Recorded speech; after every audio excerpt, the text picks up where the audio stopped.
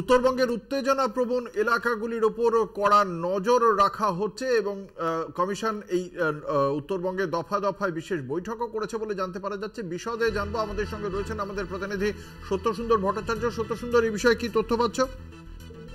দেখো, আগামী শুক্রবার দিন প্রথম দফায় রাজ্যে যে নির্বাচন, 3টি লোকসভা আসন, তার মধ্যে কোচবিহারকে বিশেষ নজরে রাখতে চাইছে জাতীয় নির্বাচন কমিশন।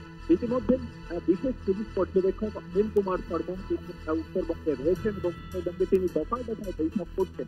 সেখানে একদিকে যেরকম নোডাল অফিসারদের সঙ্গে বৈঠক করা হচ্ছে, তার পাশাপাশি সেখানকার যারা অবজারভার রয়েছেন সেই অবজারভার, এমনকি পুলিশ সুপার ও জেলা নির্বাচন আধিকারিক অর্থাৎ ডিওদের সঙ্গেও দফায় দফায় বৈঠক হয়েছে। এর মধ্যে সবচেয়ে উল্লেখযোগ্য যে প্রাথমিকভাবে 112 কেন্দ্রীয় বাহিনী হয়েছিল, কিন্তু তারপরে অতিরিক্ত আরো 4 কোম্পানি কেন্দ্রীয় বাহিনীকে বাঁকুড়া থেকে নিয়ে যাওয়া হয়েছে কোচবিহারে। অর্থাৎ কোচবিহারে বিগত নির্বাচনে যে ধরনের হিংসার ঘটনা ঘটেছিল তার পুনরাবৃত্তি যাতে না ঘটে সেই বিষয়ে কিন্তু তারা নজর। একেবারে ধন্যবাদ। আমাদের সঙ্গে ছিলেন আমাদের প্রতিনিধি সত্যসুন্দর ভট্টাচার্য।